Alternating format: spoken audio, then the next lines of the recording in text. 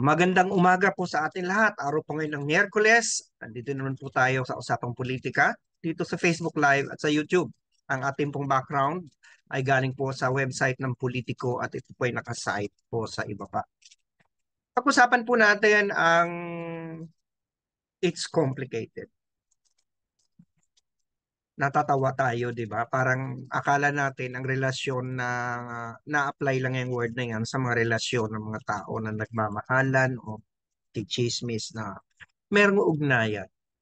Tinatanong tayo, anong relasyon nyo? Kayo ba'y mag-jowa? Na hindi, it's complicated. Diba? Yung komplikasyon. Pero ngayon, nung tinanong si Pangulong Bongbong Marcos na ano sa tingin niya, pinapadescribe sa kanyang relasyon niya sa mga Duterte, ang sabi niya, it's complicated. Well, of course, it is complicated because technically, he is being asked to resign by the Duterte siblings except Sara Duterte. He has been mischaracterized and attacked and insulted by the former president, Rodrigo Duterte. Kung ano-ano nang ginamit ng mga adjective sa kanya, duwag, iyakin, di ba? Lahat na. Pero at the same time, si Sara Duterte ay kasama sa kanyang gabinete, siyang kanyang Secretary of the Department of Education. So it's complicated talaga. Complicated. So nandyan po tayo sa ganyang katayuan sa ngayon na at least honest ang Pangulo. Hindi niya sinusugarcoat. Wala siyang sinasabi na maayos lang kami sabagat alam naman natin na hindi maayos ang kanilang relasyon. It's a strained relationship. We don't even know how what is the pressure it is exerting on the relation between the president and the vice president. What is even further complicating the issue is that some allies of the president, some allies of the former president, some of whom were the current President Marcos's former allies, like former Executive Secretary Vic Rodriguez, na nakikisawsaw na uli ngayon, na nakikisawsaw na sa issue, ay ang mga binabato kay Pangulong Marcos ay to a point na si former Speaker at kasalukuyang representative sa Davao na si Pantaleon Alvarez ay naglalabas ng mga seryosong mga panawagan. Ang unang seryosong panawagan ni Pantaleon Alvarez ay ang Pangulong Marcos ay mag-resign at magbitiw. Pagbigyan na lang niya, ibigay na lang niya ang posisyon kay Vice President Duterte. Hindi ko maubos maisip bakit kailangan lumabas sa ganung punto. Kasi ang sinasabi lang nila na dahilan ay dahil daw hinihila daw ni Pangulong Marcos patungo sa giyera ang Pilipinas laban sa China. Na parang at dito ang interesting dito ay kasama ng mga Duterte kakampi ang kapatid ng Pangulong Marcos na Senator Aimee Marcos. Itong kampong ito ng mga maka-Duterte at aliado ni Duterte ay patuloy pa rin na naglalabas ng ganitong klase ng pananakot na porket tumatayo tayo, pinaglalaban natin ang ating karapatan, ginigit natin ang ating sovereign rights bilang isang sovereign country sa exclusive economic zone natin sa West Philippine Sea, ay patungo na tayo sa giyera. Paliwanag ko na po yan ng matagal. Katangahan po yung kabubukan. Alam naman ng mga taong ito na parte ng international relations, ang tinatawag na deterrence. Di ba pinaliwanag ko na yun, mahina tayong bansa, hindi natin kaya ang China. Ang mga taon na tayo nakikipag-usap sa kanila, wala namang tinutungo, pinapatunguhan. So siguro iba namang tactic ang ating gawin. Palakasin natin ang ating sarili sa pamamagitan ng pakikipag-alyansya sa ibang bansa. Hindi na lamang sa Amerika na kung saan meron tayong mutual defense treaty, andyan na rin ngayon ang Japan, katatapos na ng trilateral talk sa pagitan ng Pangulong Marcos at ng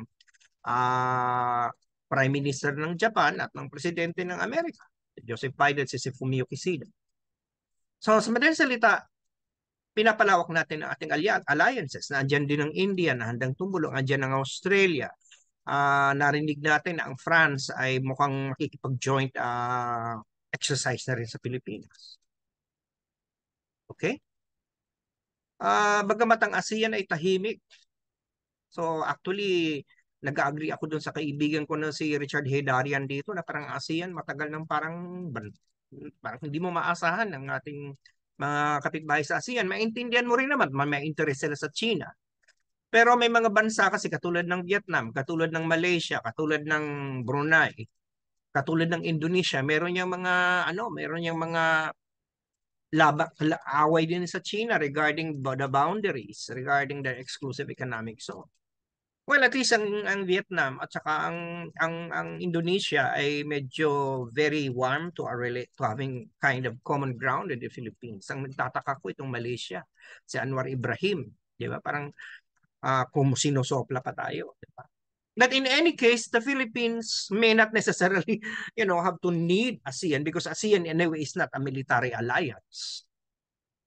Although may political security anchor, maliban sa economic security at cultural security, yung political aspect, pero wala po tayong military. ASEAN is not a military alliance.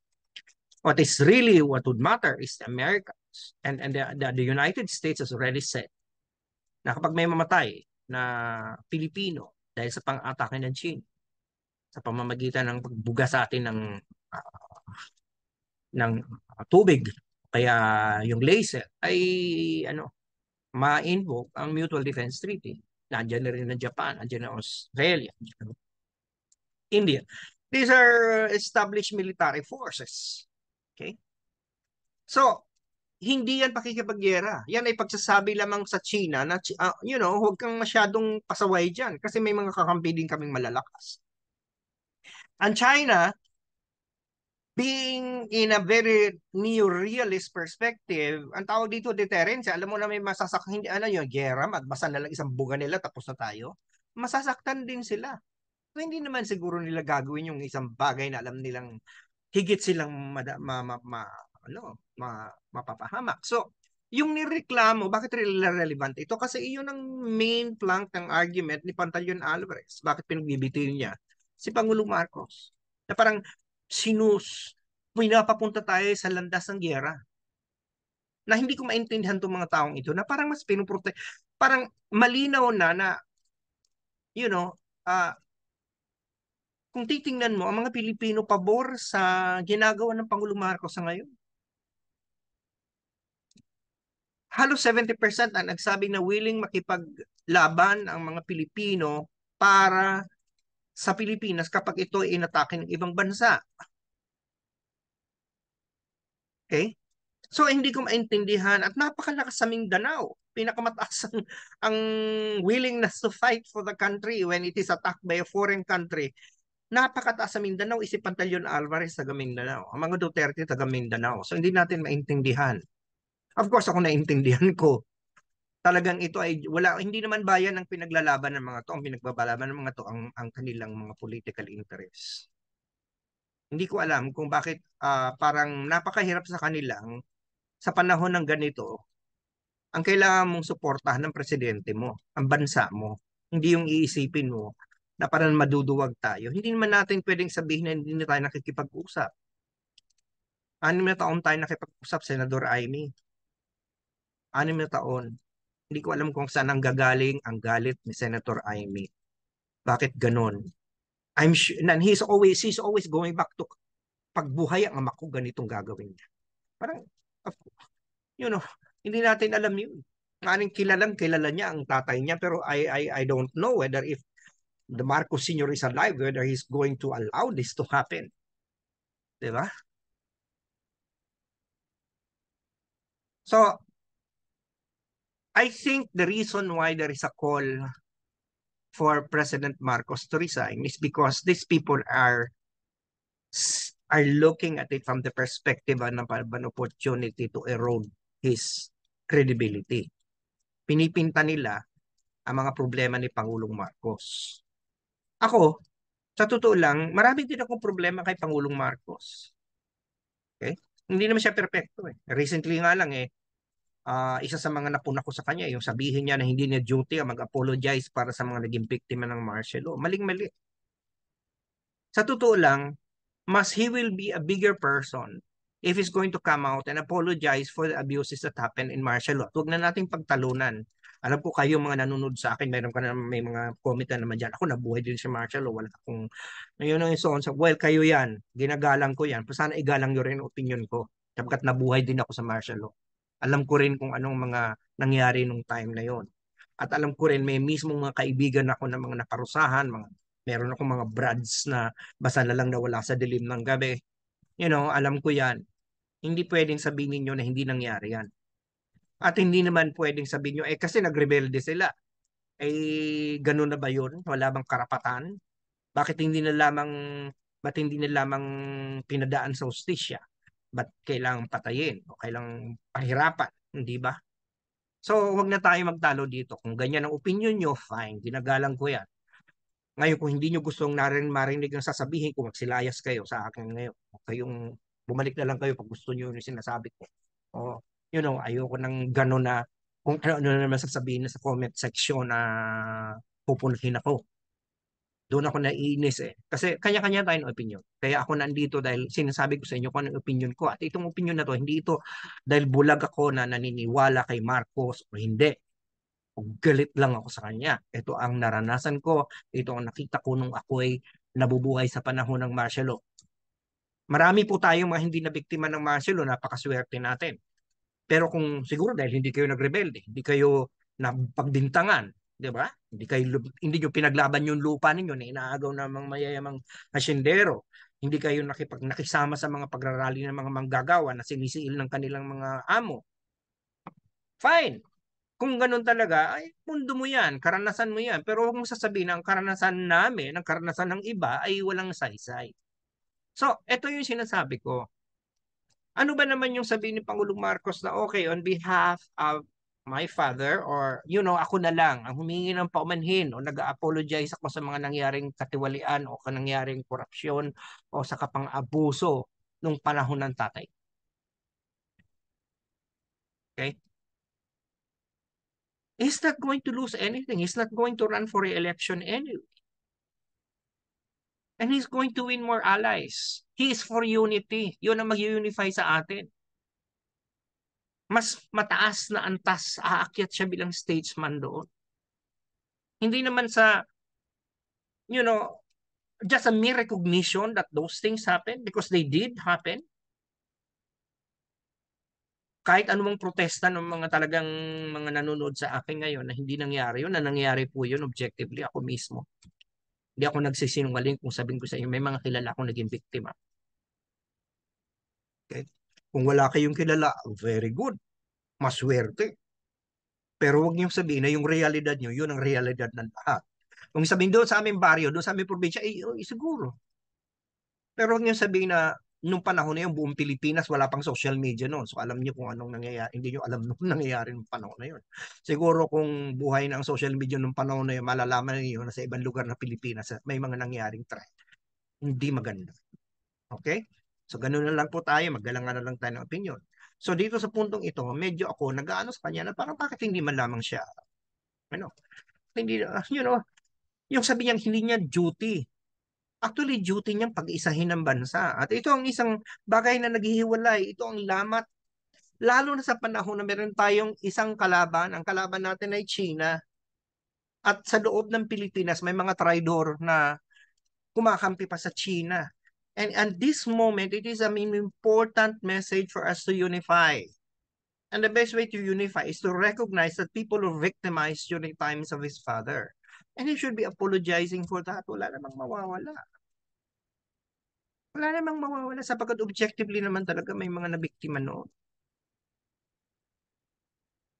So, doon ako nag-react na parang hindi niya duty. Duty niya mag-unify. Hindi ba tumakbo siya? Itong dalawang ito, tumakbo to. Unity ticket ngayon, dalawang unity. Pero tingnan mo, it's complicated na nga ang kanilang relasyon. Tapos, may mga taong willing pagbigyan si Pangulong Marcos. May mga karami akong kakilala na mga dati ayaw sa kanya, mga dilawan, mga pink, na maganda na ang tingin sa kanya. Mas lalo pang gaganda ang tingin ng mga to sa kanya kung kikilalanin niya na may nangyaring masama nung panahon ng kanyang tatay. Of course, na maraming magagandang nangyari nung panahon ni Pangulong Marcos Sr. Pero merong na nga mga nabiktima. So yun lang naman. Hindi naman yun kalabisan. Diba? So doon ako isa yun sa naman sa nag-trigger sa akin. Pero on the overall, to be objective, because I am always objective, Marcos has his flaws, including the inability to apologize, but he has also strengths. Dami niya nadalang proyekto sa Pilipinas, yung kanyang stand sa China. Very, very assertive. Yung akala nila, ito ay napakamahina. Ano ngayon na nangyayari? Pinapakita niya ang prinsipyado, ang isang mature na klase ng foreign relations, ng ng foreign policy. So hindi ko maintindihan bakit kailangang magbitiw. Ba't pinagbibitiw ng Pantaleon Alvarez at ibibigay kay Sara Duterte na puro no comment ang alam? Hindi ba?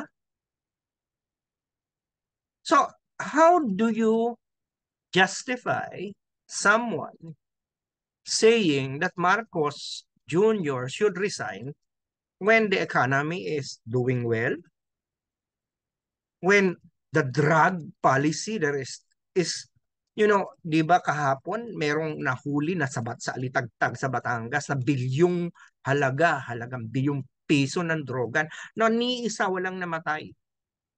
So, nagpapatunay na pwede naman tayo maging assertive pagdating sa ating pulisiya sa war on drugs nang hindi natin nilalabag ang karapatang pantao.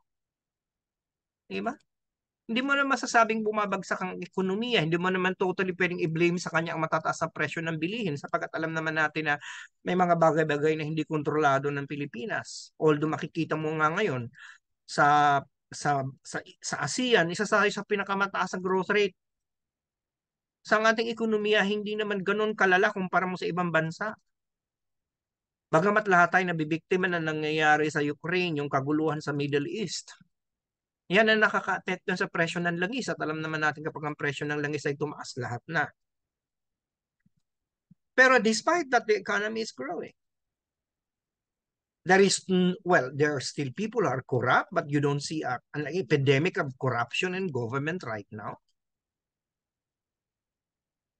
So, may mga hits and misses. Pero how can someone demand that somebody should resign when in fact his administration is doing quite respectably well?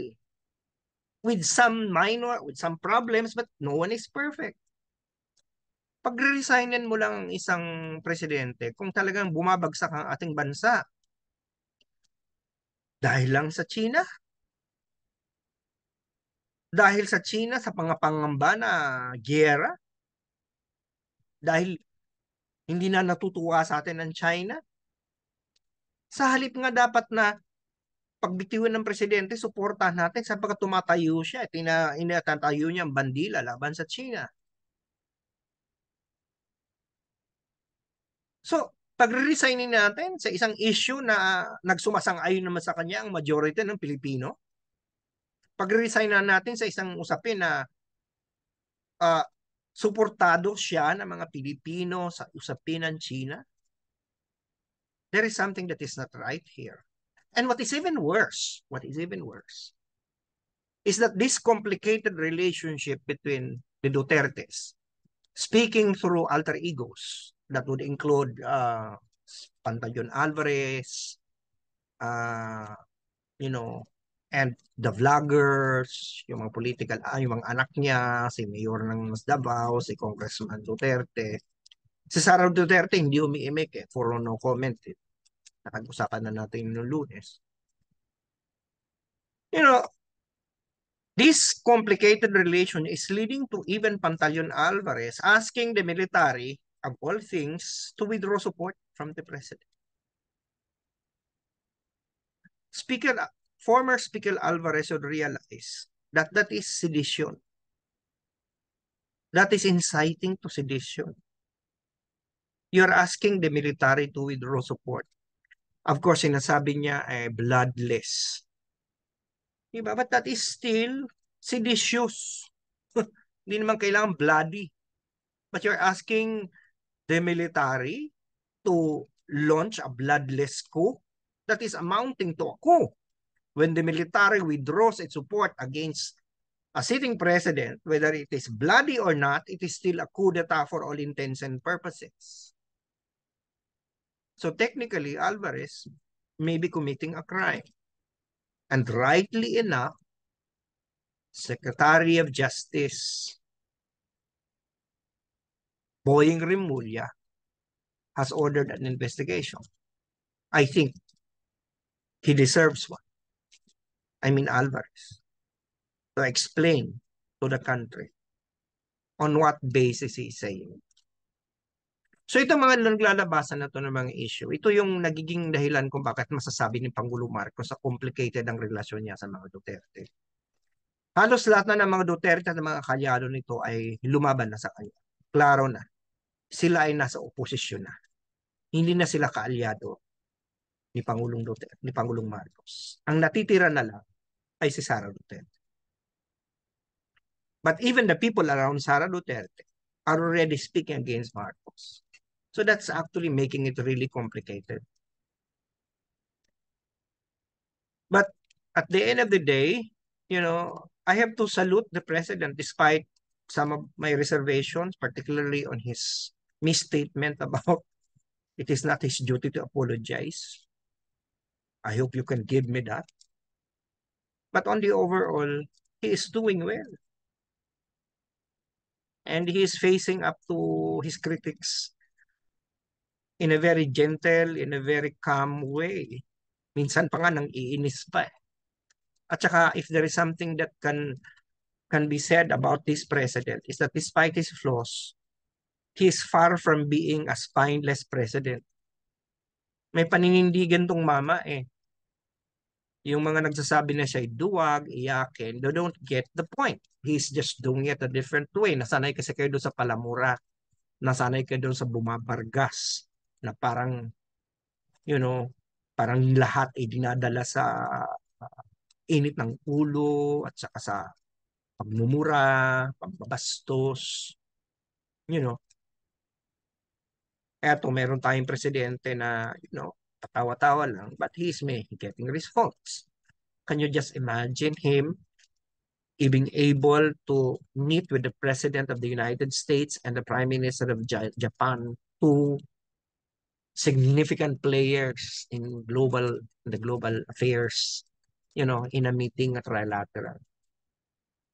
Okay. Can you imagine him standing up to China? Can you imagine him waging a war on drugs that does not have to violate human rights? Frankly, it's impressive. He's not perfect, but he's doing fairly well. So on that condition, on that situation, I don't see any ground why any rational person would support a call for him to resign or even for the military to withdraw support from him. In fact, the military already said that they're going to maintain their commitment to the Constitution and uphold the authority of the President, whoever sits there. Okay? So sige, hanggang na lang po muna tayo. Sana po nakapagsilbi ako sa bayan dahil sabi sa akin ng UP Serve the People. Sana po nakapagturo ko sa inyong kaisipan, haplos ko yung mga puso at napabago kong mga panahon sa buhay kahit konti. Kahit sa usapang politika na. Sabi sa akin ng Lasal, teach mind, touch hearts, and transform lives. Kita-kita na lang ulit po tayo sa Biyernes. Okay? Sa Biyernes po, usap ulit tayo. Usapan natin ang iba pang mga issue, usapin tungkol sa init pa rin ng panahon. Ingat po tayo lagi sa ating kalusugan. Magdala po lagi ng tubig, iwasan ang lumabas kung maiwasan din lamang sa initan. At kung lalabas, magdala ng sombrero, payong, at huwag kalilimutan uminom lagi ng tubig at sumilong kapag pinakain. Okay? Mainit ang panahon. Sana mang ulo natin huwag uminit. Laging sinasabi, UP naming mahal, Animo Lasal. Bye for now. See you Friday. Stay safe.